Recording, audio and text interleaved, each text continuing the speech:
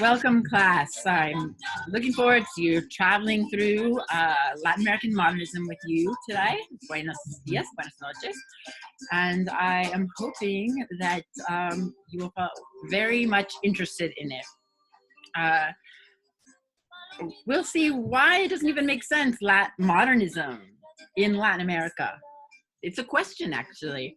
So it's something for us to pursue. And since I don't have you, I have my Aunt Madeline, who says hi. And we will be cruising through it with you. All right, so let's get this thing going by going from the start. Oh wait, no, that's you can't see me. I have to remember, share the slide, new share. Share. Can you see it now? Yes. Madeline? Okay. Yes. And then slide, play from current slide. Now, can you see the big picture? Yes. Okay, fantastic. So modernism on. Now we're going to be looking at Latin America and all its diversity. Notice the United States isn't included in that, which I think could argue it could be an argument could be made to include much of it, considering much of it was either Spanish or Mexican before it was ever the United States. But we see things from an Anglo perspective in terms of how we approach our history. But certainly the oldest town was city in America was St. Augustine, which was Spanish in the 1500s, and that's before Plymouth. And it certainly seems to me that Los Angeles is the northernmost Latin American city if you compare it with other cities in the United States and other cities in Latin America. But we have a whole side of it. I don't know if you can see my cursor. Can you see my cursor? Yes. Okay, so there are many ethnicities now making up Latin America, from indigenous people to a sizable Japanese and Chinese population. But at the turn of the century, and the times that we're starting to look at it, we were looking at a world populated by indigenous, Spanish or Portuguese over in Brazil, Spanish in the rest, colonizers, and Africans brought over as slaves. So they had training grounds for their artists, just as France did, that was in the service of the king or service of Napoleon, or what that may be. And they made very romanticized or like neoclassical paintings. And one of those academies was San Carlos in Mexico, that was started in 1791, which even the muralists like Rivera had trained, and there was one in Guadalajara. There was also in Brazil the Imperial Academy of Fine Arts in 1816. And so they trained in this very particular aesthetic for, a kind of an imperial colonial aesthetic of artists, for artists. And their art looked romantic, like this scene here looks like a coronation of Napoleon that was done by David. And they would make images of Indians who were not, fierce, but vanquished, meaning they were completely killed and decimated by these, conquering Spaniards or Portuguese. It was all this kind of romanticism. A romanticism of the Indian, in that they were treated as noble savages. They were just, there wasn't something noble about them, but yet they were behind. And portraying them as behind or as a noble savage, is something called Indianismo. So that's a very particular way of portraying them. They're certainly not going to hurt you in these images. And or are they, reeling either? They're just vanquished, or they're, being wowed by your presence, just as In this painting from a Brazilian academy, they are docile receivers of Christianity. And yet again, in Central America, they are yet more religion is being put on them in the form of evangelicalism, like they need more. So Indianismo, the tropes just kind of lasted. And you would see they would do these kind of daily life scenes that are very much like the Dutch did. You think of Bruegel, or think of, plentiful like Dutch even Vermeer, just like the home scenes. Is also part of the Indianismo academic painting. But suddenly in the turn of the century, we start to see artists break a little bit from the romantic styles of the academia and embrace European styles of expressionism and the Fauvists. But they still capture, some of them, indigenous people as kind of passive to some extent. Here on the left is a Cuban vanguard painter who, Victor, he's also, would travel with a Portuguese friend who's also a painter, Puerto Rican, Victor Manuel Garcia Valdez. And you see this is very Matisse-like. You take any Matisse portrait, and there's a lot of Matisse in that. The heavy black lining, and the way the blue phthalo green and phthalo blue are applied. And here you've got Peruvian Jose Sabogal, a young girl from Ayacucho, having very much a sculptural Gauguin-like quality to his paints. I'm sorry I didn't put the paint down, but the year down. But he has the hat that Andean peoples, Bolivian and Peruvian Andean indigenous people wear, and she's wearing it proudly. But those are both kind of romanticized images at the same time. So what we're going to see from 1890 to 1945 is this break from academic art in a real serious way, with the influx of a lot of avant-garde modernist ideas and a new sense of something called indigenismo. So what we're getting is a new sense of utopia. We're getting all these modernist kind of methods that artists have money, they go to Europe, they interact with great artists of Europe, and they come back writing manifestos like the Europeans, like Das Broca, like the futurists, but their ideas aren't the same as the European modernists. They're not saying we're alienated from society. They're saying we're going to reclaim our identity, as opposed to just a pure European identity. And they start to form their own schools and movements of art. And so, there's a different type between modernism and modernismo. By the way, modernism is kind of the avant-garde and modernist movement, and modernismo is a literary movement. And they get real interest from Cubism, Futurism, Surrealism, Bauhaus, and Constructivism. Those are all kind of strong. Bauhaus more later, like after 1945, but very, very strong movements. And there's the earliest modern movement is in Latin from 1880 to 1920, and the 1920 to 1945 movements are in Brazil. The Spanish is earlier. And in Mexico, you get influence, and in other places, influence of pre-Columbian excavations. So, Latin American artists, they're too vast to have one unifying answer to Europe, just copying one mode in Europe. So they answer in their own ways, in their own context. You saw how diverse it is. There are some things about modernism in Latin America that are truly unique. And kind of you can see throughout Latin America. But because modernism technically doesn't make sense for Latin America, when you think of it at first, like it doesn't quite make sense. And why? Because modernism sprang from the environment of the bourgeoisie, of the upper middle class, the people that kind of ran the factories, didn't own the factories, kind of ran the factories. and industrialized Europe and the problems, everything from pollution to problems of alienation in society and the density and urbanism.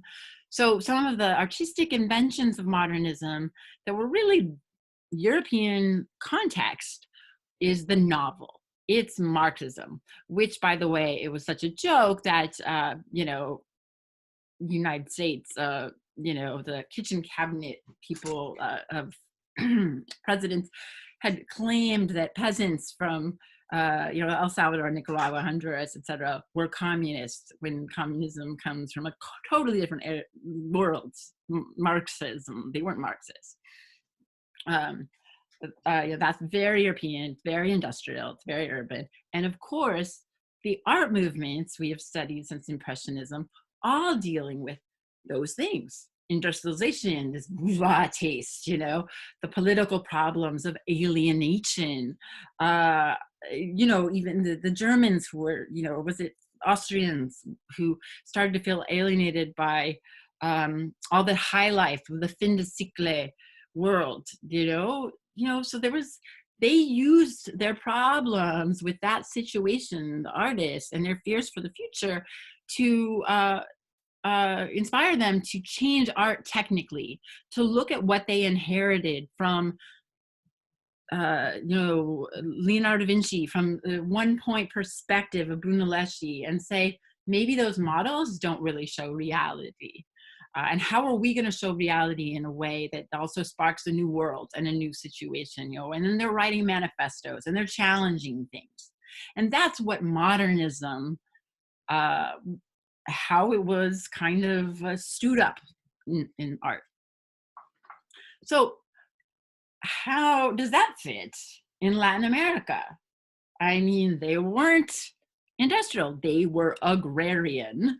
They were also, there was no bourgeois, there was not a lot of classes, there was the elite and the poor who worked the land. And I mean, we've seen artists in Latin America had been training in some of the academic traditions of Europe, but really, how does that fit? They aren't responding to the same things. Materialistic class, industrialization, blah, blah, blah, same political atmosphere, urban alienation. They're not urban. That's modernism context. So Latin America doesn't seem fertile ground for it, but yet it did have artists that, that did it, that worked in the medium. So so does that mean they were just kind of using modernist, the look as like window dressing, or did they have a deeper connection to it? Their own connection to it. And, the countries in Latin America at the turn of the century were farming, two classes, poor and elites. It was still a colonial system. And Latin America is, it's mercantilist in many ways, not a pure democracy at all. And when they broke with Portugal and Spain, the land was worked by slaves, then by laborers. Coffee, banana plantations, timber. It's called the hacienda system. And let's call it good for a tiny, tiny few system. And it lingers that way till today. So many Latin American artists who trained at the academies in Latin America go to Paris and Europe and New York. And there, they engage with modernist artists, Picasso to Leger. And when they return home, and we're going to see all those, they make a break from inherited romantic art of the Latin American academies and what they were doing and what they were saying, because they want to talk about something else. So they start forming their own art and their own groups to form their own identity. They take modernism to form their own identity. And suddenly there was a huge boom in the early 20th century of not only of anthropology, but archaeology in a serious scientific way. So the kind of north of Latin America and South America, Mesoamerica and South America were being, all sorts of things were being discovered in the jungles and the plains and the mountains. And the finds and the artifacts and the imagery inspired artists to create images of past native culture, integrate the images into their modernist art to fuse together a new modernism. And another thing that helped was sort of an understanding or a typification of the third race that had been going on in the 18th century too, but this is sort of done with a little more pride, called mestizo, a mix of Indian and black, or black and white, and Indian and white, like to form a truly third identity, a mestizo identity. And if you have the influence of modernism, then in academies, well, then you're also getting the ancient native artifacts also that make yours unique. Um, there's So it happened kind of in the modernism in two distinct movements: early in Spanish-speaking Latin America, 1880, 1920, and another Brazil, 1922 to 1945. But we don't have to be so strict about that, because you see kind of modernism pulling through in different ways, especially in architecture, way past World War II. So breaking with the academies, you have new influences, artifacts, modernism, right? Also, you have this idea of identity that is enhanced by ancient artifacts and archaeology. And then suddenly the politics of the Western Hemisphere is very unique in the night now, and it gets more, it source more, there's more to come, but just at that point in time, there was a lot of imperial interest in Latin America by the United States. And so the Western Hemisphere was full of tension, and they felt a lot of the, sort of intellectuals really felt the weight of American kind of colonial interest coming into Latin America, and kind of just taking, and not necessarily taking for the benefit of the local people, but for the benefit of the corporations based in the United States. So artists began to oppose that, especially the Nicaraguan poet Ruben Dario, who was a very leading modernist and embraced this idea of a pan-Hispanism. He really disdained the U.S. imperialism and Protestantism. And when I say U.S. imperialism, I mean, obviously it's was going on for a while, but Theodore Roosevelt became the symbol of U.S. invasions in Latin America, and had kind of stoked a revolution in Panama, and ended up by him annexing the Panama Canal territory. And he justified it as the use in the Monroe Doctrine, corollary to the Monroe Doctrine, like the use of the U.S. military to police Latin America, which they did to some terrible things in the 1980s and 70s. So Dario wrote a searing and important poem, Ode to Roosevelt, in response. So suddenly, this is a 25-year-old kid in 1904, this is taking, these are scary things to do in a Latin American country, to speak truth to power. And he did it in a way. This is before, and think about 1904, that's before Picasso, Demoiselle d'Avignon. This is really truly early modernism. So there was this kind of pan-Latin American modernism, but it does vary. And another thing, just a minute. Okay. So another thing modernists turned aim at was the barbarous history of Spanish and colonialism and the hacienda system that kept the majority of the population poor and a service to a few. And if you want to say, like, is this still going on?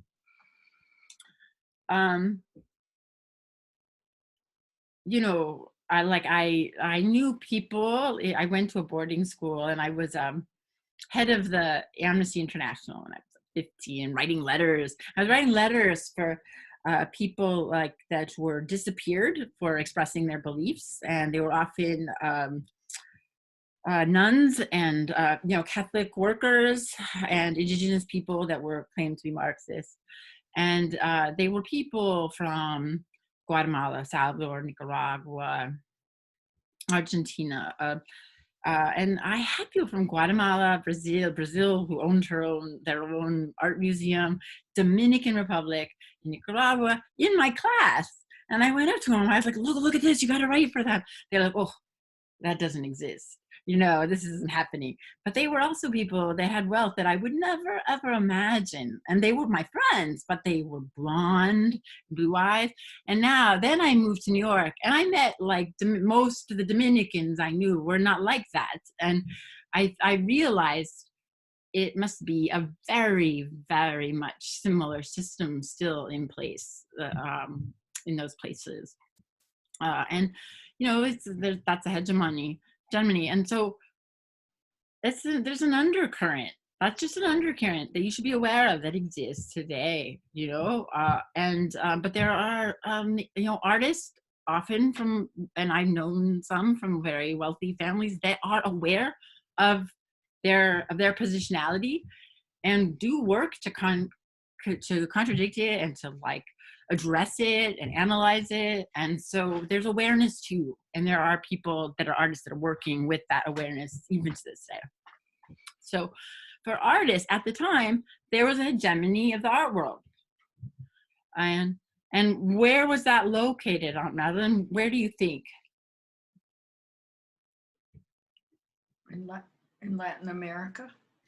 Well, in Latin America, they were looking to Europe, and everything in the north, the New York, etc.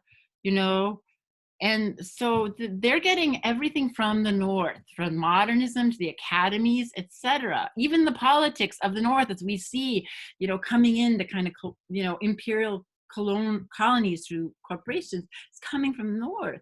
And so these artists start taking all these contravening methods in their artworks, from Cubism to natives, to combat these things because it's in the north. So how does that address this? So what are we looking at, Aunt Madeline? You're looking at Latin America upside down. Yeah.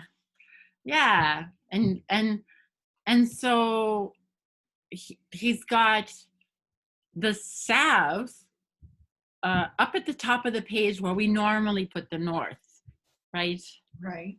And we also put, when we're doing tops of pages in general designing a document, we always put the title at the top of the page, the most important thing at the top of the page. So this is like a manifesto. It's called the School of the South Manifesto, 1935, by Uruguayan Joaquin Torres Garcia. And he's saying, if you're gonna be looking somewhere for inspiration in your art, and you've been looking in New York and Paris, where should you be looking? What is he saying to Latin American artists, Aunt Madeline? In the South.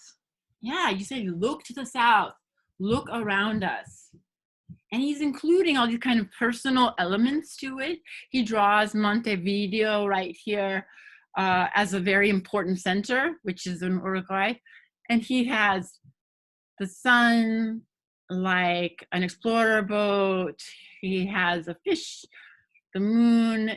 These are all very meaningful to him because these are symbols that also come up in, they seem straightforward, but to him they had a greater meaning.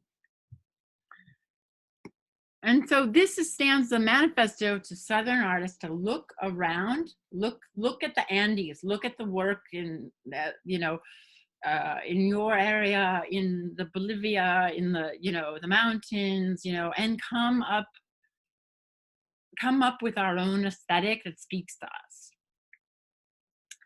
And so you can see here on the left, working with the ancient past in Latin America and with modernist ideas like Cubism to make his drawings and carvings. And appearing in his work, the sun is a powerful pre-Columbian symbol. So that's right in the center. So due to its life-giving force, he prominently features it on his map, but also in this, the cosmic monument. And then the boat is there, and that's he associates that with travel. He associates that with fecundity, like fertility and rebirth. And it's also like, here's the fish. It's interesting to me, though, this could be the weights, it could be the weighing of souls, like in medieval Christian artwork, but also it's used in Egyptian artwork. So it's kind of universal in some ways. But it's also, it's pre-Inca, like this, it has this, doesn't it have this like visual, do you see this visual relationship it has? And its solidity and its rectangular structure and use of like local stone to the Tiwanaku, Gate of the Sun, which is pre-Inca culture in Bolivia. So he's really trying to articulate a vision of modern art that's autonomous from what he'd seen in Barcelona, Paris, and New York. And to confirm his cultural identity and simultaneously articulate a new direction.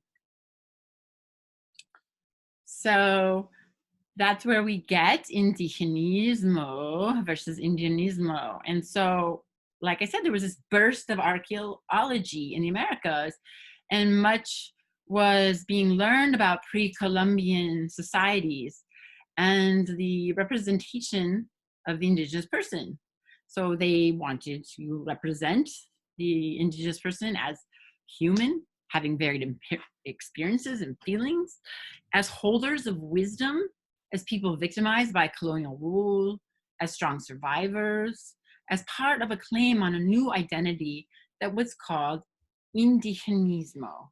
It's a modern concept, not the Indian as idealized and vanquished, basically not a passive person. Indianismo is the passive Indian. Indigenismo is more varied, and it's a part of the pride of mestizo identity. Sometimes indigenismo might be like the images that you see of like really strong warriors, like Inca warriors, and that's also part of it. I mean, it's not always that subtle, in terms of, sometimes it's just a point of pride. But what are we looking at? Aunt Madeline?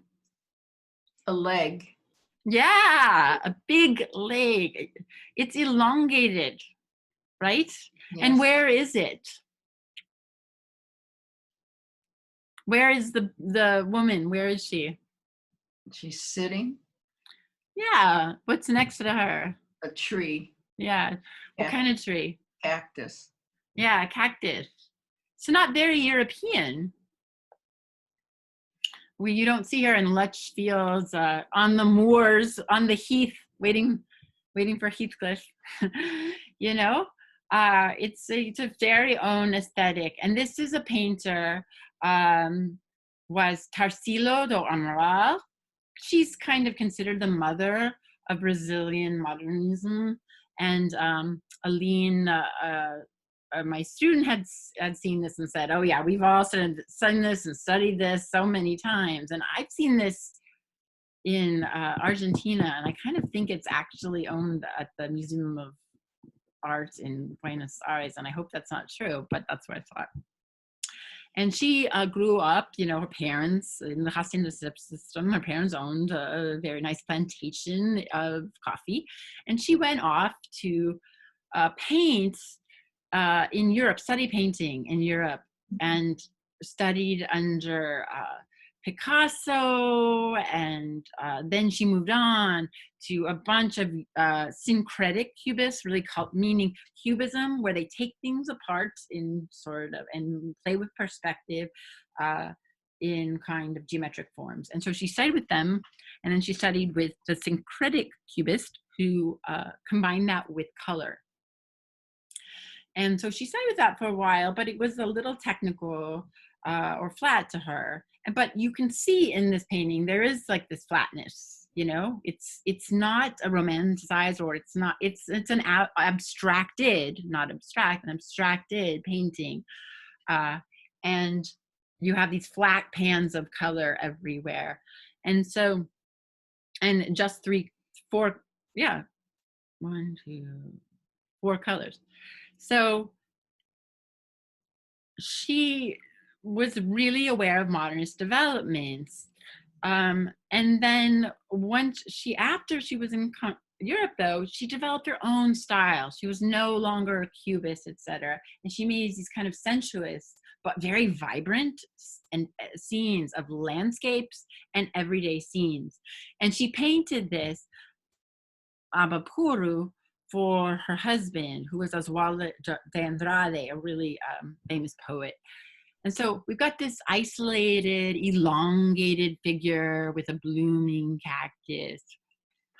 And it's called something about artistic cannibalism. Like, this started a movement of cannibalism. Let's like take all the other forms of art and just kind of like, masticate them and throw them out.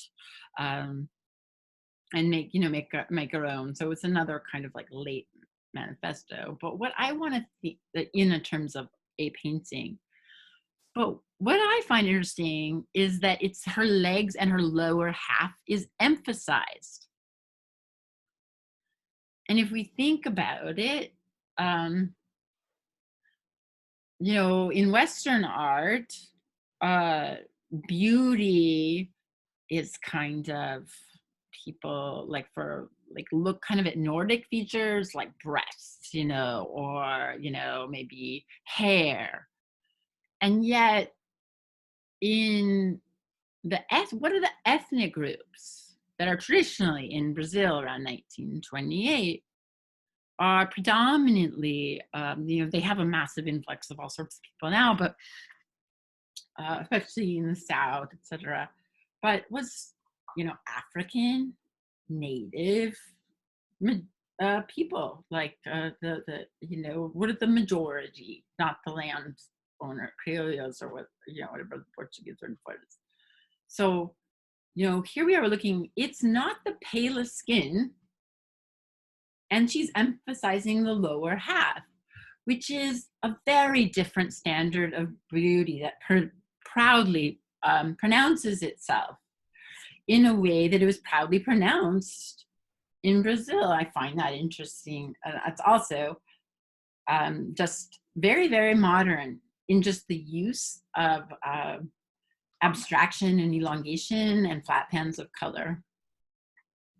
Any thoughts? Any thoughts? No thoughts? It's an interesting perspective that the face is so small. Yeah. It's kind of shocking. It is. And it's so the opposite of the way we look at things, look at people, or have portraits, right? The lower half is minimized. Right. People sit in chairs, etc. Right. Very true. So the next thing I have us look at is going to be the influence of, we're going to move to Mexico, and the influence of social realism. And now social realism in general was like a political movement and artistic movement. It was really flourished, and a writing movement, John Steinbeck, primarily during the 1920s and 1930s, which is a time of global economic depression, heightened by racial conflict, the rise of fascist regimes internationally, but also of optimism after both the Mexican and Russian revolutions. Although the Russian Revolution, socialist realism came because they put all the constructivists, by the way, to death, to the gulags. They thought Stalin thought it was too out there, and he killed them. So there you go. I always have a problem with Russian social realism. Social realists created figurative and realistic images of the masses, a term that encompassed lower and working classes, labor unions, politically disenfranchised. They're often very crowded scenes. You know, you're at Lenin Street, they're very, very crowded.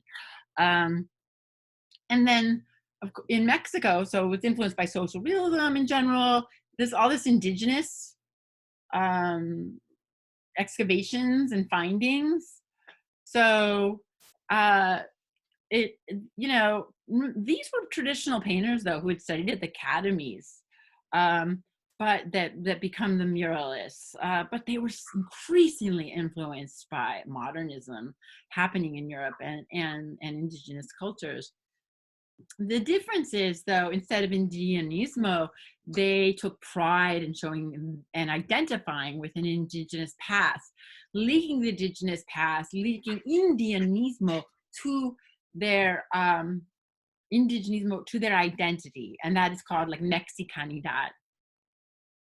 So here we're going to look at what the Mexican mural Renaissance is, and so it's Rivera, Orozco, Siqueiros, Los Tres Grandes. Originally, it's the whole Mexican muralism thing, Renaissance. It was spawned by the need to promote pride and nationalism in a country rebuilding after the revolution. The Mexican muralist movement brought back mural painting back from its, kind of staid retirement in the history of ancient peoples. You could kind of say Mayan arts or something like that. But it was also, of course, Renaissance. As a respected artistic form with strong social potential. With it, a rich visual language emerged in public spaces. So it was a means to make art accessible to everybody and provide an opportunity to educate and inform the common man with its messages of cultural identity and politics and oppression and resistance and other important issues of the time. And it was a fiercely independent movement. Many of its early artists, were rejecting external influences like we've seen and use this new, vast, free medium to achieve personal expression.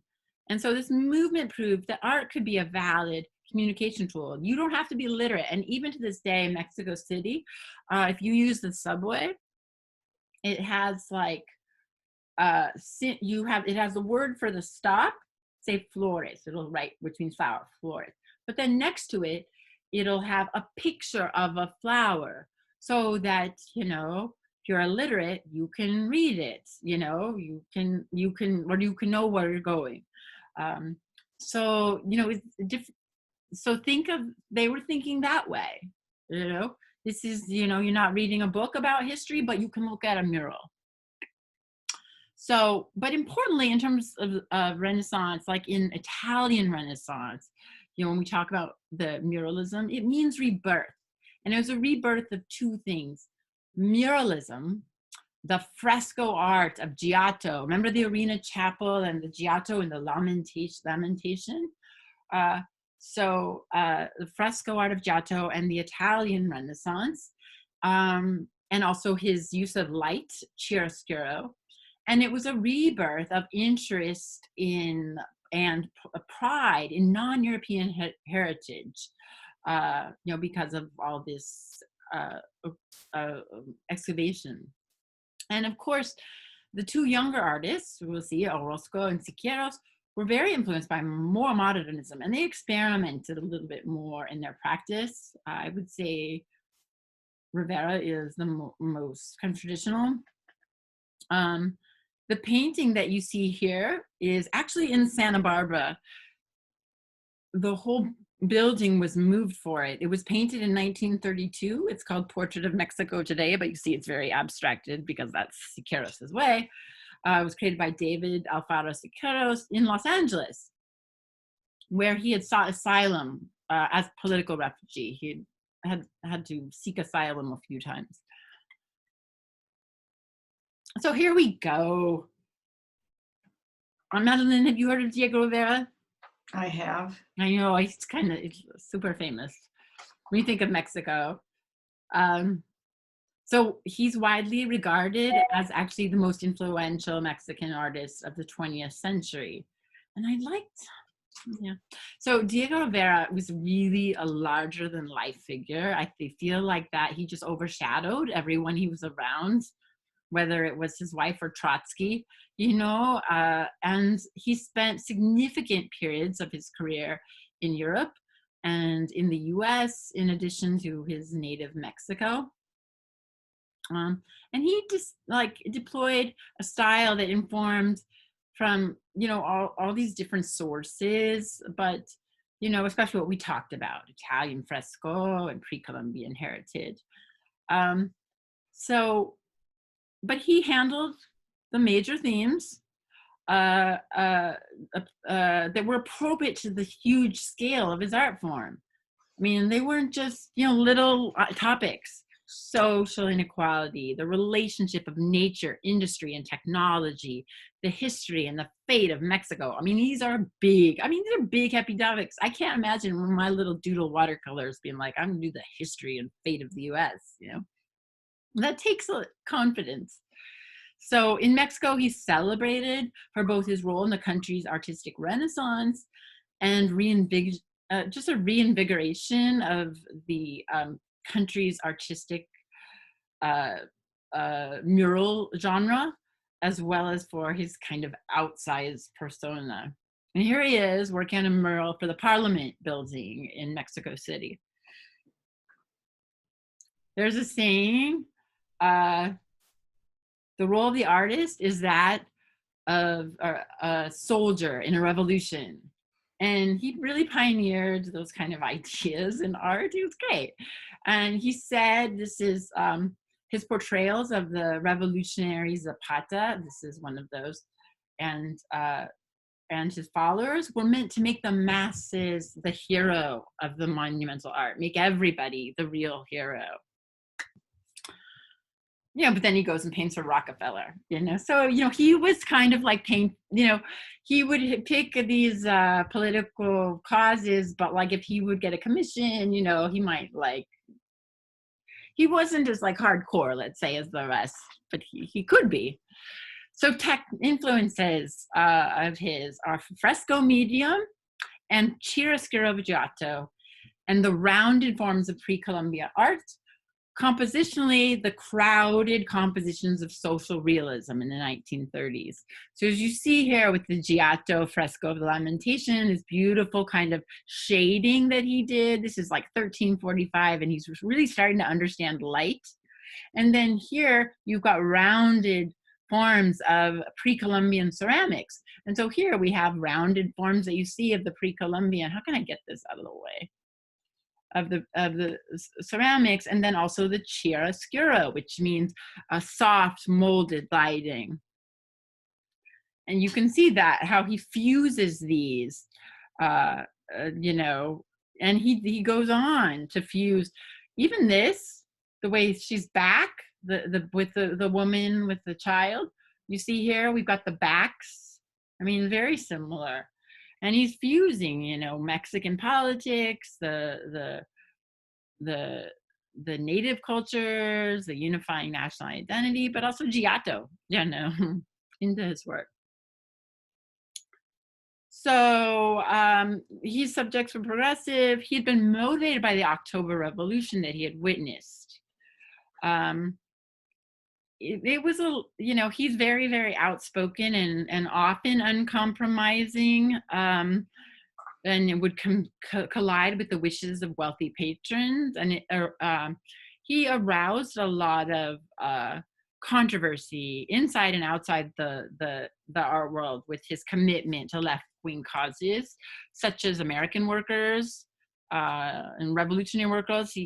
But yet he would take commissions from Rockefeller, and to paint at Rockefeller Center tried to paint an image of Lenin, and you're thinking, well, what were you expecting when they took it down, you know? But he still liked the fame.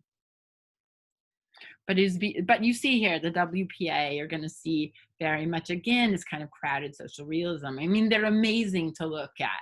This is in the Parliament buildings. It's an amazing building. Look at it in situ and how it just kind of fills the architecture space. And you look up at it. The story climbs up. And it's just dense and packed, and yet there's rhythm. As you can see, you've got this kind of yellow green that's threaded throughout that kind of ties it and keeps it from being too overwhelming. It's a cycle that he's done. Most of all the muralists did something in the Parliament buildings, which is interesting because later, it didn't take long, a few years later, they felt that the revolution had completely failed them.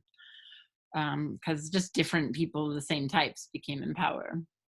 So this is the same. This is part of that same, I think, conquest of Moscow. Yeah, this is part of that. This is so if you look at this, this is kind of around the corner. So it's this series. It's the arrival of Cortez. And so it's the last in the viewing sequence of the panel for the part of the Hall of Education. And it's kind of interesting, the preceding panels that lead up to this, are all these panels that idealize pre-Hispanic cultures, generally eliminating any of the negative elements. I mean, they were completely warlike, had human sacrifice, had subjugation of fellow Indians, but like, he's just like, you know, this is a pre-lapsian past, you know? And so, but what are we looking at here? Madam, take a good look at it. What do you see here? Anything? It's hard. There's so much, just pick one area. And if you see one area. It's hard to take over. Like, look in the back, and you know, like colonialism, very much so. Slavery, exactly. It's all the people. It's a dramatic fashion, the violence and exploitation of the conquerors, of Spanish conquerors that came with Cortez. I mean, look back here. What do you see? A lynching. Yeah, it's like natives being hung. I think, where's in the foreground? Oh, what's going on? Look what's happening here. It's hard to tell, but they're branding him. Oh dear. I mean, these did happen. And you see here the reduction of Indians to slaves. And you have to, and here, you know, then the scene above here is supposedly the first religious service held on the coast of Veracruz, where he landed. This is interesting to me. So this is an exchange of money, right? And look at this man. Like, how would you describe him if you look at the color of his face? Not in good health. No, hardly not. And so he's probably, you know, if you look around and it's slavery everywhere, he's probably doing some kind of exchange of, you know, money for people, right? But then you think this is like, here you have this kind of woman silently standing behind all them with a baby with green eyes. And so then you start thinking this guy has some kind of syphilis or disease that he's giving off, you know, they brought, you know. So there's layers that going on. And it is interesting in this, just formally speaking, in this scene, this kind of blue-green that's in his face is picked up in like here and here and here and here and here.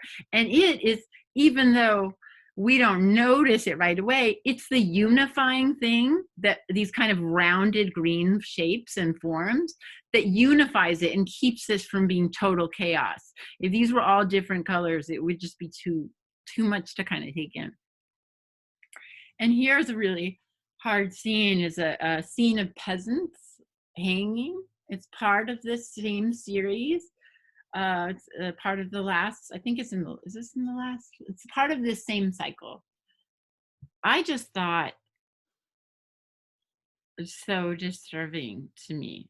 But it's also kind of, in terms of line and gesture, poetic, and this kind of Renaissance style treatment.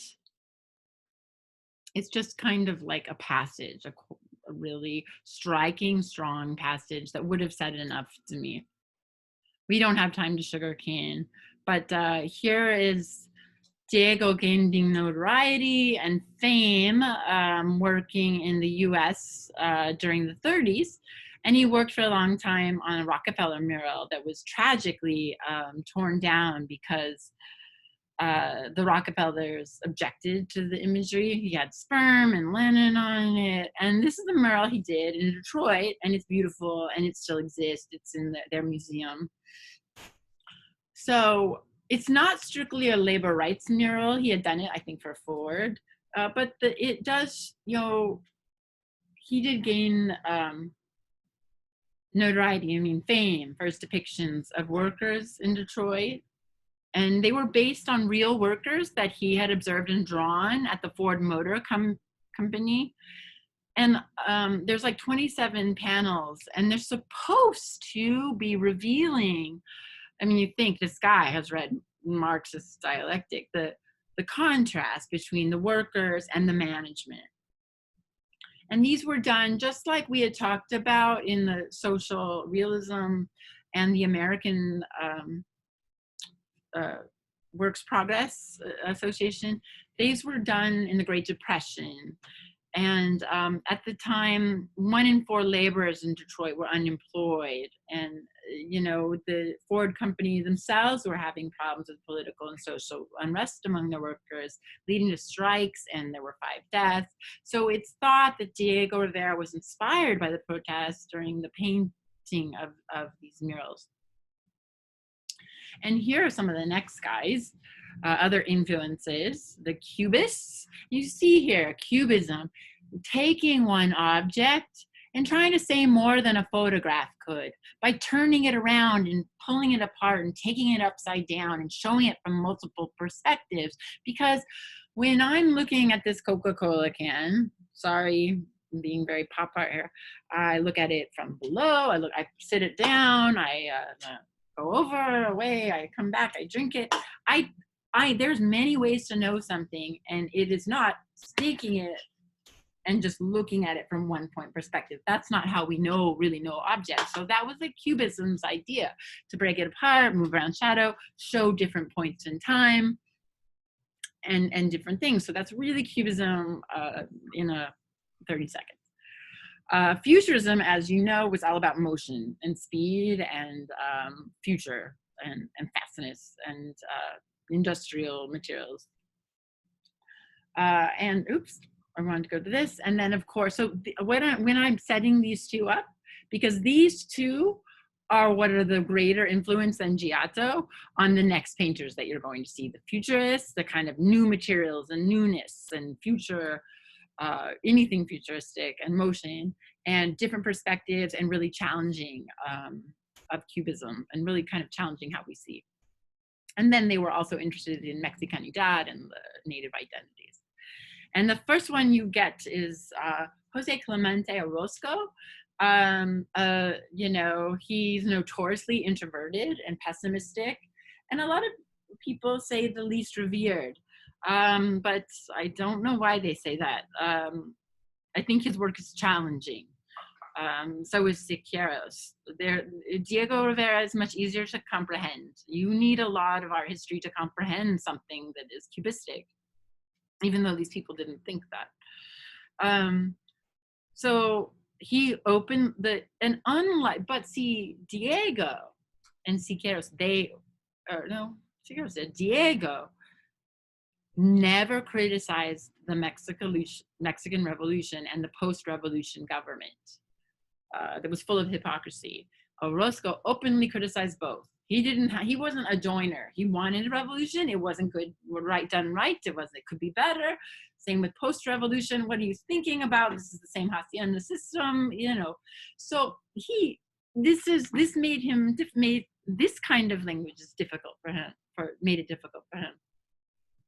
But I don't think that he was standoffish, because I think it was really, he was a person of profound despair who felt deeply for others. And especially you can tell that when you see his art, and I think he was disappointed about the results of the revolution, which the constructivists had been. They had totally been, if you read Darkness at Noon or even Notes from the Underground, there's artists became the victims of the revolutions they had all supported. I mean, they did not want a Stalinist life.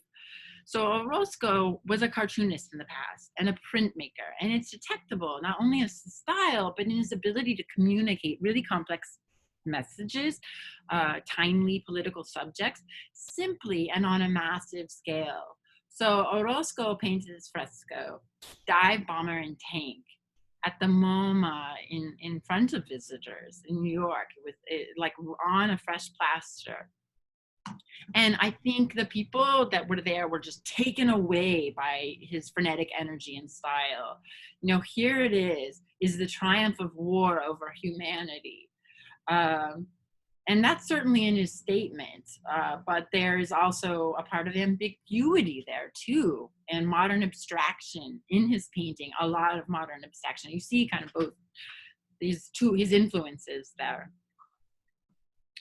And his style is a mixture of so many things. It's Renaissance-like in composition, but then it's also modernist-like in abstraction. So, he composes a very classic Renaissance or Baroque ways, sometimes in strong diagonals or sometimes pyramidic-like. But then he abstracts like modern, and they're typically dark, ominous palettes, that are emotionally expressive. And he, does do a lot of things that are pre-Columbian kind of themes.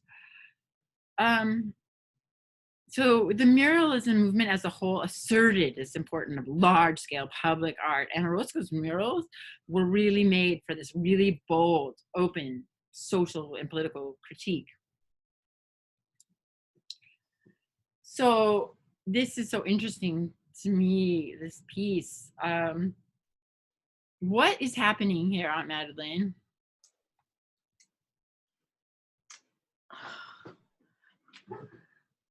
Someone is, I guess, from the title, Christ is destroying the cross.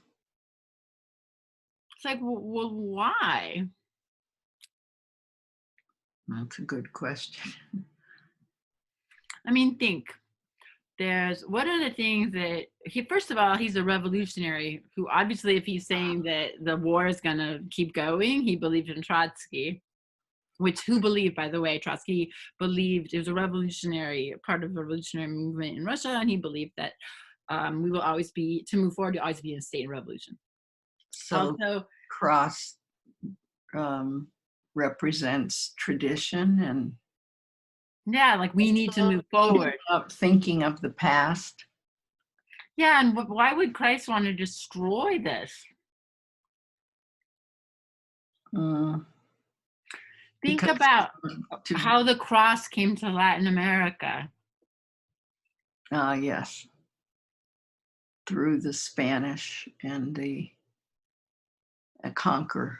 The conquer, and it was brutal. The bloodshed of the missionaries. There's maybe he's saying Christ doesn't like the hypocrisy of what the missionaries did in his name, and maybe even the figure deserves some analysis. I see. I mean, the figure is so much brighter than the rest of the piece. Mm-hmm. I mean, but think about it. The background, look, there's like elements of a Greek column. See that? And books. Yeah. just like, Are these burning books in the left here? I don't, I There guess looks like so. It's like, flames back there. I think it's like, it definitely says he's consists of the things of both the past and the present in the background. And maybe, there has been book burning, and maybe he's saying it's a statement of like gore, of war and atrocities committed in the name of religion. Mhm. But it's interesting to me because I think if you look at it, even with all the horrible things that are happening, what's going on? But think who's the biggest, who's moving things really?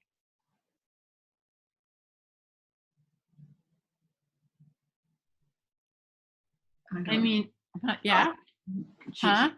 Jesus, this figure. Yeah, I mean, maybe with all these horrible things, Jesus conquers all because he's the central, brightest thing in the painting.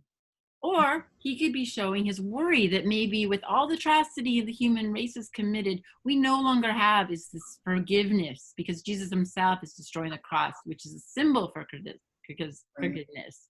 So he's definitely saying, like, he was a very deeply, deeply feeling person and someone that would think a lot before he would speak. So you would imagine there was some sensitivity going into this, what he was frustration and pain and maybe hope. But look at this setting and atmosphere. What does this kind of composition do? This kind of triangular composition. Did you know what Prometheus, the myth of Prometheus at all? Do you remember it? I forgot. Oh no, it's hard to remember, It's like there's so many myths. So Prometheus is kind of, and I love how he's used this, see this triangular space. He's kind of formed Prometheus in a frame into that triangular frame to push into the top of the frame. Yes. So he's kind of used that space. And he's reaching up the sky to take fire, which is a symbol of wisdom and enlightenment, which makes sense because this is at the cafeteria at Pomona College where he was invited when he was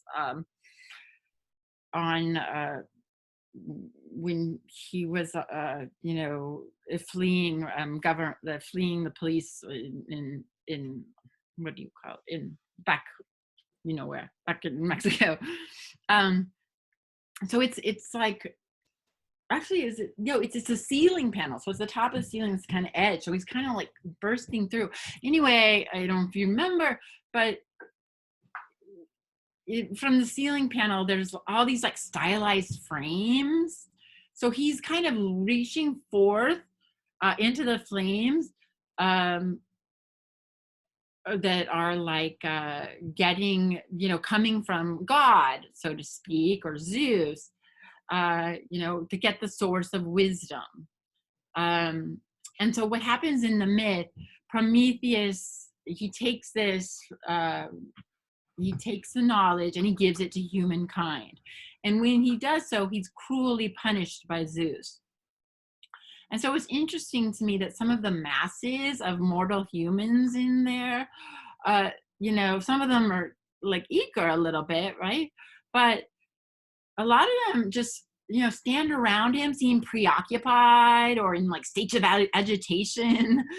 But, with this mural, Orozco opposed the prevailing idea that wall paintings ought to be like pretty and impersonal and decorative.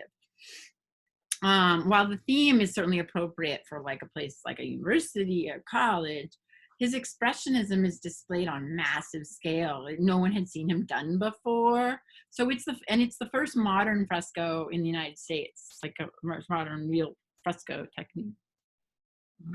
Okay, so our primary aesthetic aim is to propagate works of art which will help destroy all traces of bourgeois individualism. Okay, this is Siqueiros. Where have we heard this before? Aha, Dada, cubists, constructivists, although bourgeois always end up buying the art. So Siqueiros was the youngest of Los Tres Grandes, the three greats.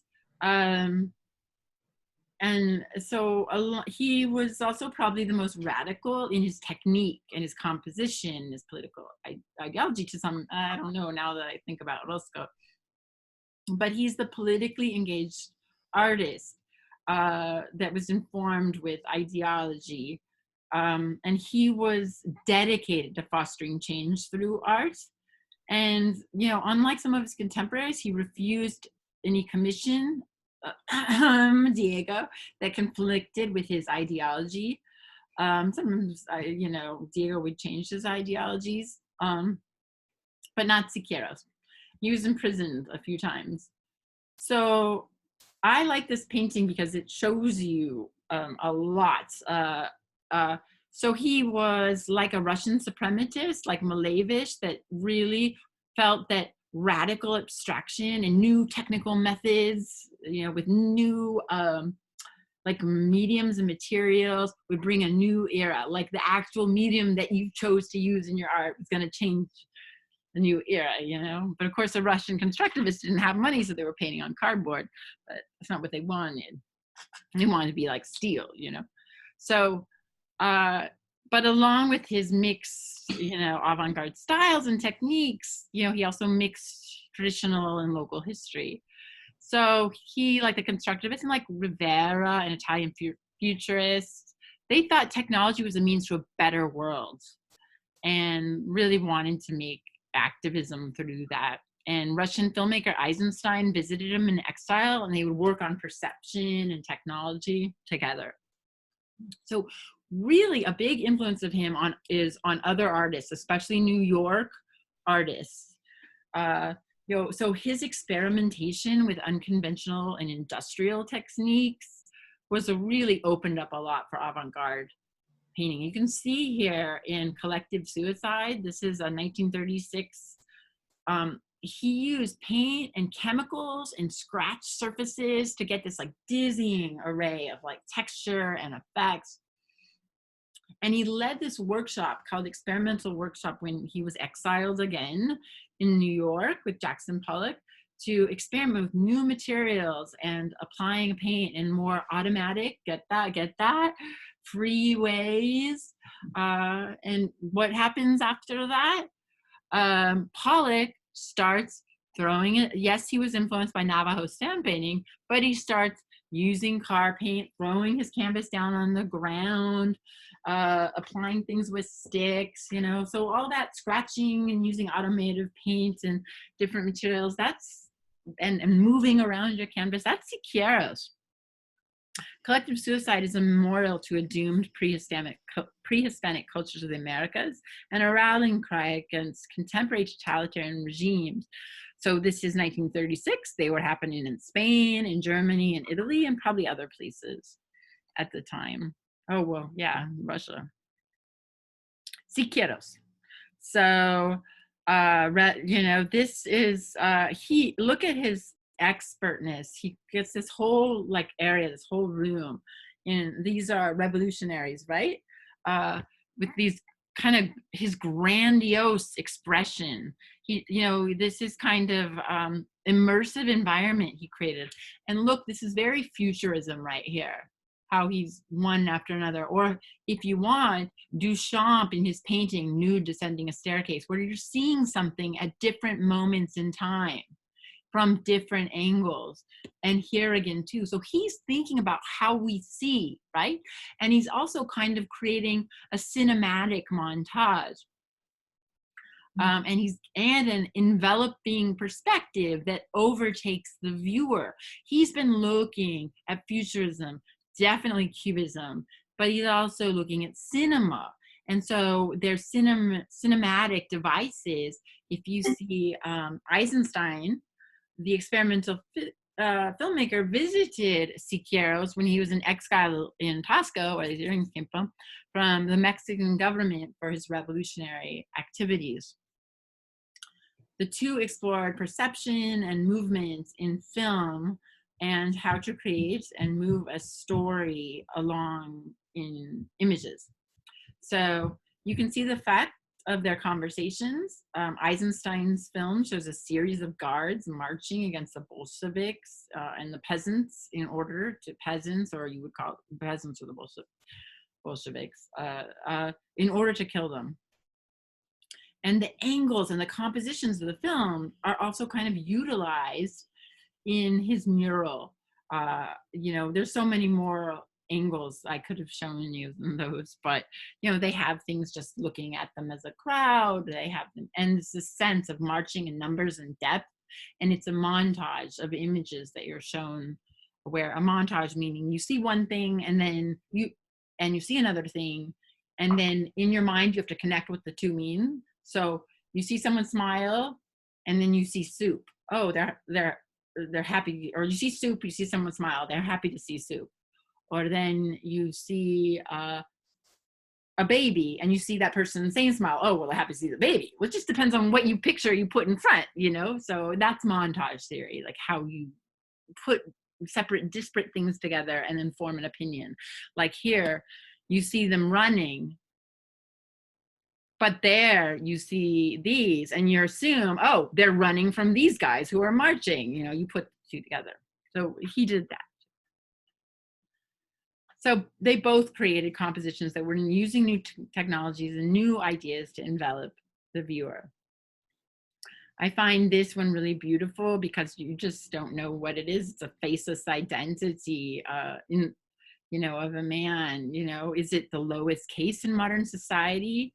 It makes the painting personal to the viewer. Did he put it on as a mask, or is he a slave? He is a rough suntan upper torso and a rounded, pale, feminine lower body. You see this clear vision at the uppermost and are left with impressions of the netherlands legions. It's like a pose that is provocative and has empty palms facing up as a gesture of intimacy, or pleading or begging in other cultures. It depends, So the perspective makes him inferior, and the person he approaches remains seated indifferent. It's very, Siqueiros here uses perspective and distortion to convey,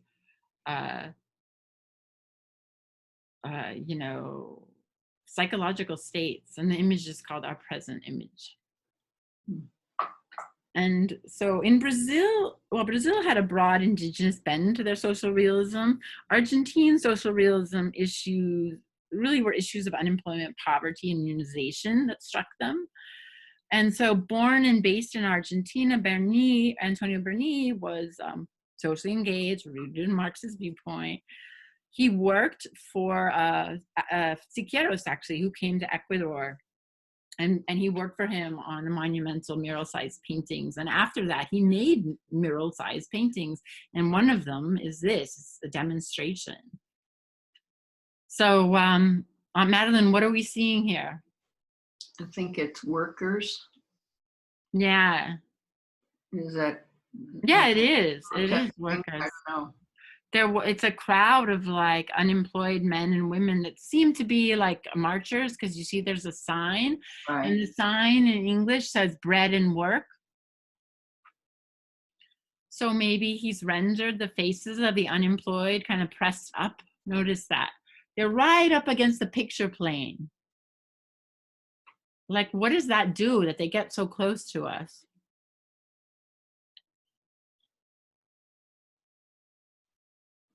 Does it make them seem far away? Does it make them seem like we don't have to look at them? No. Or is they're more in our space? Much more obvious, the faces and the emotions in the faces. Yeah, you see the emotions. They're good. They're totally delineated. There's a confrontation there. You're confronted by their feelings and their fears and their problems, just by their sculptural, the light and the shadow. There's rich detail. Would you say he's idealized them, made them like beautiful or perfect, or? No, I don't think they're idealized. maybe the baby, because that looks like a small child there. Yeah.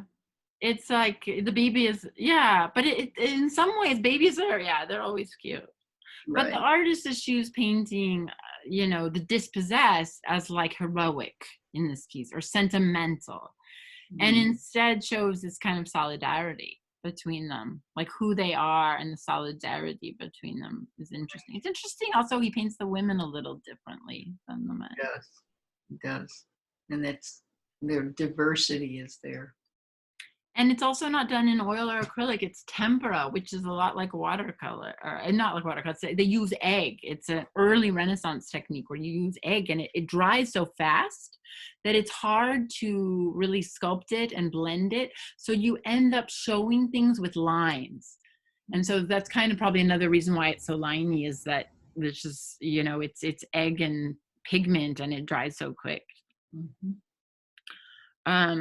Okay, we will get going. Surrealism, Latin America. We're going to start with, we don't have much left. Leonora Carrington. She is born in Clayton Green, Lancashire, England in 1917. She's went to, escaped, meant, I guess, where she had been living in Spain, and, moved to Mexico. And she's known for autobiographical, kind of inscrutable paintings that incorporate images that are, haunting. She's interested in sorcery and metamorphosis and alchemy and occult, and it's really kind of singular. She knew and identified with surrealists in Europe. So people painting from their unconscious, interested in Freud, interested in automatism, like just painting from dreams. So you get these dreamlike, kind of highly detailed, fantastical creatures, otherworldly, and her symbolism was very personal. What do you think about this when you see this? Sort of magical. Yeah. And you kind of see, okay, she liked Jungian psychology, but she also loves Celtic literature and medieval alchemy and Central American folk art. It's like there's just, she likes, it seems like, a hybrid of things. Right. I think, it's interesting because surrealist work used to stereotype women just as objects of male desire, but she would just instead draw on her own life and friendships to represent women's self-perceptions, and bonds between women of all ages. And I think that's one thing that kind of makes her unique in terms of surrealism, especially in this period in art. It's so male dominated, and even the histories of it, of modernism. Mm-hmm. And here's another who also fled war-torn Europe, Remedios Vera. This time was Franco's Spain. And she also believed in interrelated. She had more of like a belief system of interrelatedness of all people, including the interweaving of sound and light and images. And unlike Carrington, I'm not saying that she has to be compared to her, but her paintings are not typically populated by multiple figures. Instead, we usually kind of introduced to an isolated creature, kind of a hybrid thinker-artist character. Mm-hmm. And she surrounded herself by like-minded women. She was really close with the last artist, Leonora Carrington. Also, was interested in occult. She and her friends were referred to as like three witches. They like some of the later feminist artists that we talked about really believed in this idea of a shared feminine consciousness. But I kind of wonder what they were like. It's interesting that they both came from Europe, and they were, but what it was like, and what the expatriate community was like for them in Mexico City, or what that was like. And then here are two other artists that were so influenced by surrealism, futurism, and cubism. So motion, color, perspectives, Jungian and archetypal psychology, Freudian psychology. And the first one is by Afro-Chinese African Cuban artist, Alfredo Lam. This painting is called The Jungle. And you could say that just looking at it, like this is where worlds collide. So he's known for deeply modern art and deeply personal. And ethnically, if you look at this, I put some kind of voodoo setup. You can see African masks that are part of a Santeria culture in Cuba and Puerto Rico and other places, which is like a mix of voodoo and Catholicism, voodoo from Africa. But you also see an interest in meditating on geometric forms, and that he gets from modernism, from his work with Pablo Picasso, and this sense of automatism, working from dreams of the surrealist. Mm-hmm. And then the love of color, maybe from the vibrancy of Cuba, but also like Bauhaus color theories. So he's blending it all to make something entirely new and Latin. And in this painting, he blends this Afro-Cuban and African artistic voodoo with all these European movements.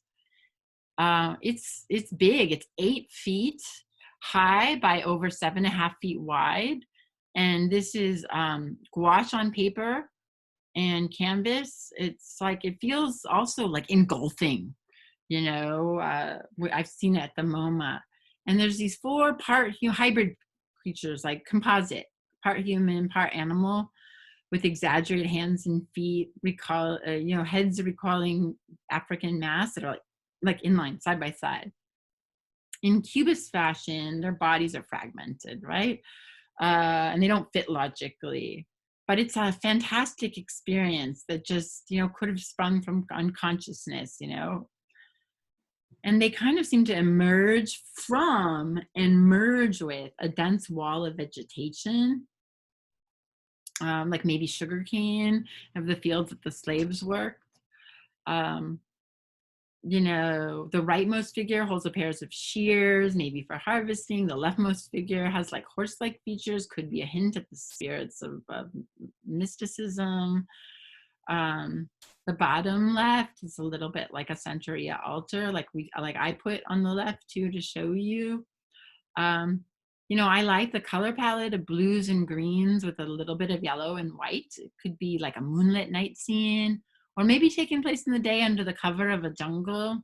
So really worlds are colliding here at night or when in the jungle into the Santeria happening. It's special that way. And Chilean-born Roberto Mata, was an international figure whose worldview represented a synthesis of European, American, and Latin American cultures. As a member of the Surrealist movement and an early mentor to several abstract expressionists, Mata broke with both groups to pursue a highly personal artistic vision. His mature work blended abstraction, figuration, and multidimensional spaces into complex cosmic landscapes. So you can kind of see, in this work, Accessible, I don't know why he had to do it in French, probably to seem fancy, New Monde.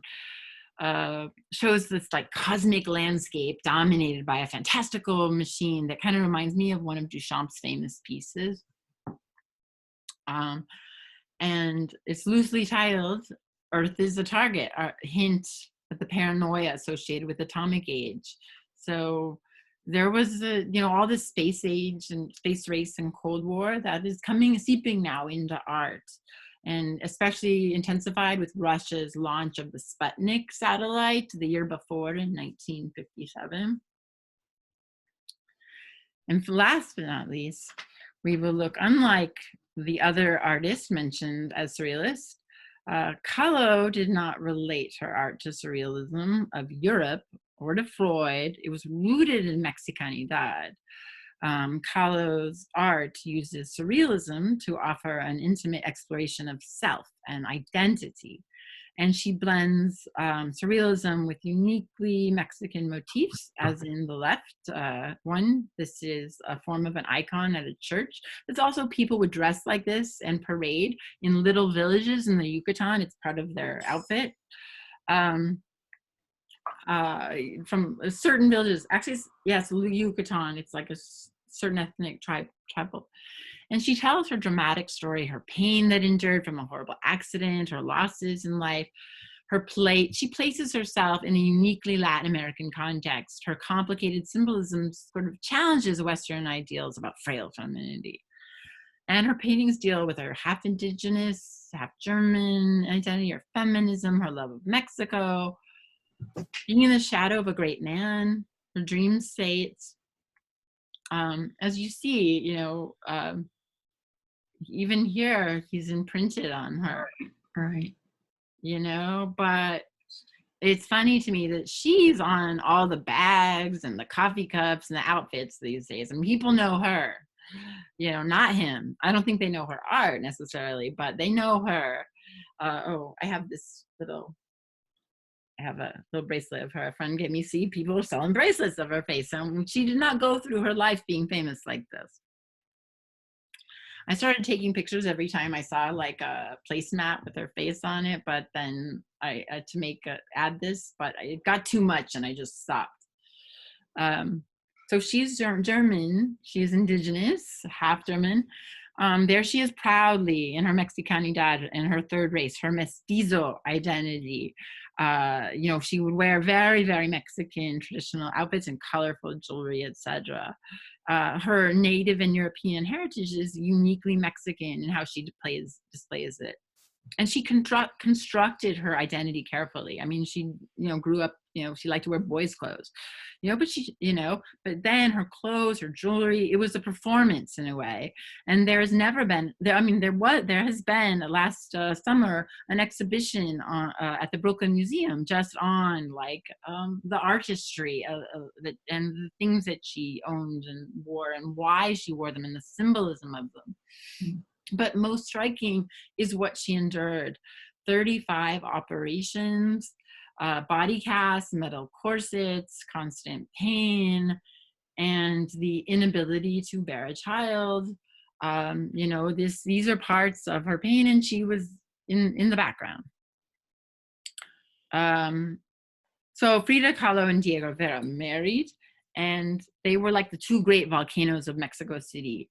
They were the hub of their house. You're just looking at the books that they had, and the arts and the pre-Columbian artifacts. You can feel that they were the hub of intellectual, political life, and even entertainments. Hollywood stars totally visited them. So Frida was in terrible pain due to an accident on a bus and as a child, and just suffered so much.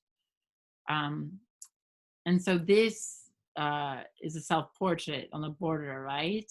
Made while her husband was in exile working in the US. So here it is, self-portrait on the border. What is it about? I don't know. What does that say in the It's just the title, On the Borderline. Oh. What do you think? How is she characterizing this United States?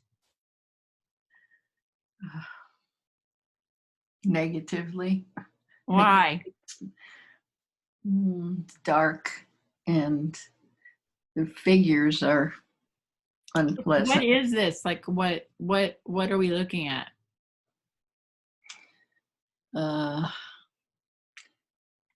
Well, the smokestacks and the pollution are overwhelming the flag. Yeah, it's pollution. It's all industrial. Just what actually Diego, her husband, loved. Oh, look at all this new stuff. He was one of these artists. And then over here, what are we seeing here? Where? On the you don't see it on the left-hand side. Oh, okay, there. Mm-hmm. Oh, it looks vaguely militaristic. Militaristic?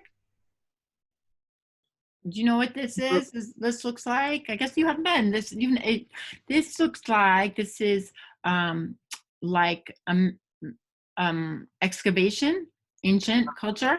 Okay. our artifacts. So your artifacts here, ceramic artifacts.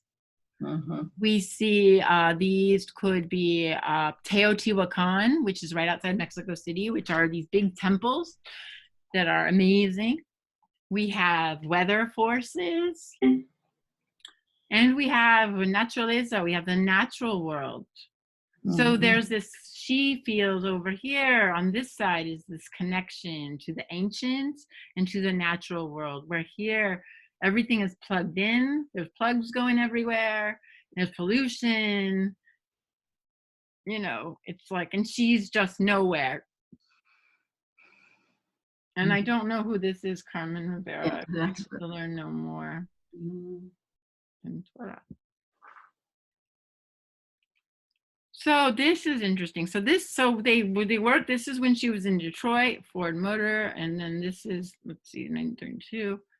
This is the next year. He's working in New York. He's doing another commission, and there are symbols everywhere.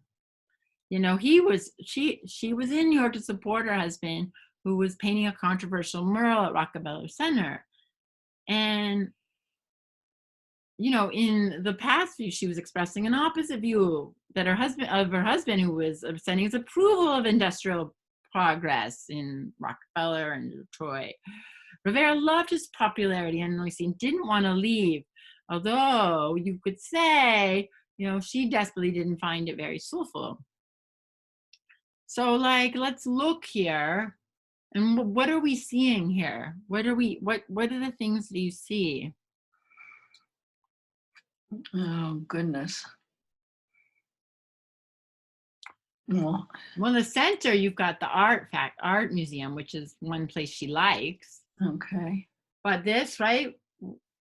This back to this pollution and industry everywhere, and Right. you know, dirty. Mm-hmm. Oh, what's this? Just trash. Trash. There was a lot of trash on the street. And look here, you see down a collage. She's collaged all these people, everywhere people, right? Right. And then we have a closed up, dark, doesn't look too friendly church. Looks like Mae West over. Mae West, yeah, there was definitely, now he's known for affairs. There was Carol Lombard, one of them. I'd have had affairs. He with Rivera had several affairs with these Hollywood types. Mm-hmm. And so they're there kind of haunting her, right? And then on this pedestal, we have a toilet, which is an allusion to being sick and having a miscarriage that she had when she was there. And then telephone. The telephone, where she called, this is the only connection home, right? And then you got on the other side of this a prize, like you didn't get this prize, what everybody's going for, this gold prize, right? And then here there was a terrible fire called the Triangle Factory Fire. They didn't have building codes, and young Italian children and women workers in a garment factory were trapped and died when she was there down in Soho. And then, but you know, in all of her paintings, there's one thing that's there. What is missing from this painting that's the focal point of nearly all her paintings? A person. A person. Who? Herself. Herself. Herself. And in her place, her tehuana, which is a traditional central Mexican or southern Mexican dress, hangs empty and alone amongst the chaos in the background. And it may be her way of saying, I may be in America, but only my dress hangs there. My life is in Mexico. Mm-hmm. And then always in the background until late, while Diego painted in New York, a woman's magazine did a piece on her, and a photo of her was done of her dressed in a housewife's outfit, painting, and said she dabbled in painting herself. Mm-hmm. You know, just to say she wasn't serious, but look, she kind of does a little bit, you know. There we go. And the last we'll look at tonight, because my mom is Luz Solar, is was an artist of alternate worlds. He's Argentinian, an inventor of languages, a dreamer of utopias. And one of the reasons I've always kind of gravitated to him, because he used watercolor, which I use as well. His name was adopted. It means light of the sun. You know, with dreams reforming and perfecting the universe, he invented 2 languages, a spiritual form of chess. He modified a piano. He painted works based on his own blend of cosmic mysticism. You know, but his spiritual journey was not a straight line, just like his art journey. You can see here, he takes so much from Bauhaus. You know, when he went to Europe, he studied Bauhaus and Paul Klee's formations that also had mystical language of their own. But that, you must know, was only a starting point. And in his Utopia, he focused on the creation of a universal language, believing Spanish to be several centuries out of date and marred by words that were too long and too cacophonous. He invented Neo-Criollo. And he also invented another language. And he wanted to build a self-sufficient city in outer space to solve the population problem. And he had a writing. He created 2 writing systems, one based on the hexagram of Chinese. You know, he synthesized ideas from pre-Columbian thought. He was good friends with Aleister Crowley and Jorge Borges. The avant-garde was actually a more conservative in Argentina, and they didn't really understand his paintings and collages and sculptures. But look at his image right there. I mean, he was really interested in pan-Andean, pan-Hispanicism, pan-Latin America. But this kind of even creates more unity. Look at all those flags. There's American flags from all over across the Andes and the Caribbean. You know, and I just think that's kind of interesting how he's kind of trying to create unity in these kind of colorful, kind of dreamy ways. And here is he invented and modified games to fit in his new rules for the universe. Like with soccer, he's asked, why play with only 1 ball? Why not 3 or 4 and divide the field into 6 or 12 parallel sectors? So pan chess is his spiritual kind of vortex version of chess. And it was played by a 13 by 13 board instead of an 8 by 8. So he had time. So, and I guess I'll just do this. In photography, Manuel Alvarez Bravo of Mexico was another exemplar of modernism. He threw the greats of the Mexican Renaissance, but also the avant-garde artists and filmmakers of America. You know, he knew Henri Cartier-Bresson, Surrealist writer Breton, the American documentary photographer Evans. He made films with Eisenstein. He also met modernist photographer Edward Weston, who we saw made cubist, non-indexical portraits of nudes. So here you see something which is really cubist in inspiration, but also surrealism. It's sort of organized. We're not sure what it is, right? But it's really well, I'll tell you what I think it is. We're not sure what it is, right? It's organized like an automatist painting. And we aren't shown enough information to know what it is in a sense, but we can focus on texture and forms. Things are broken down into shape, texture, and interrelationships. Those are formalist concerns. They're modernist concerns. And you can see now it's a wrench, right? And a bolt.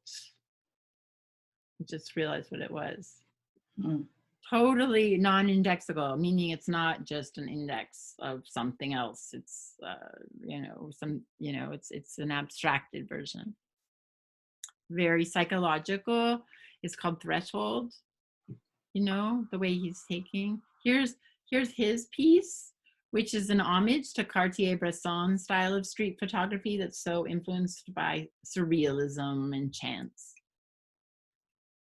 And after exploring cubism and all the possibilities offered by abstraction, Manuel Alvarez Bravo began to explore modern aesthetics. His arresting photographs generally involved inhabited space, even if obvious inhabitants were not always present.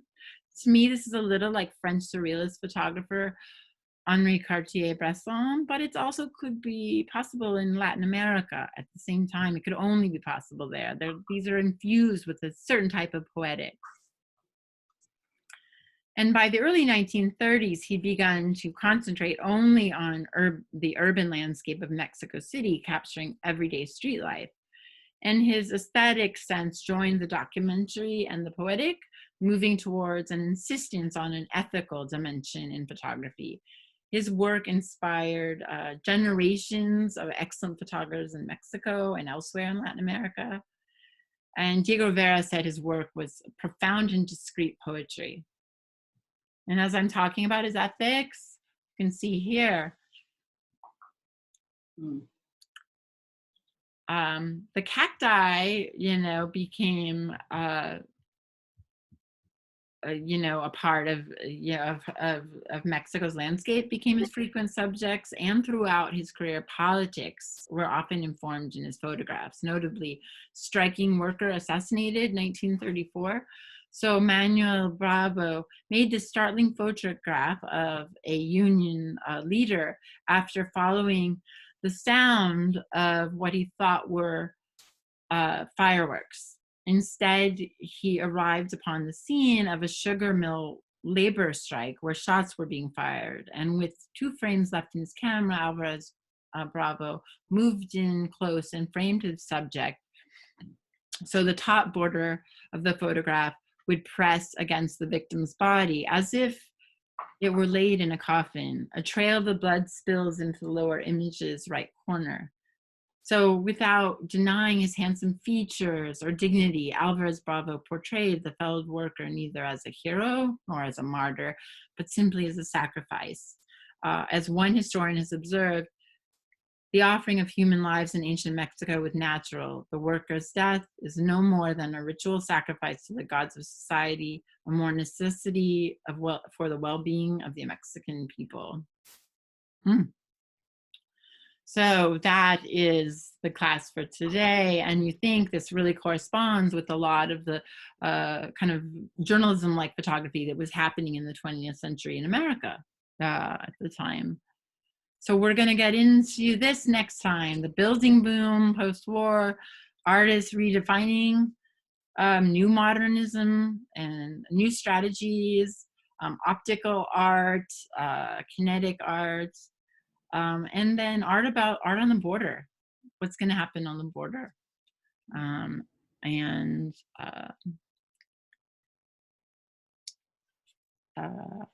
Stop sharing the screen.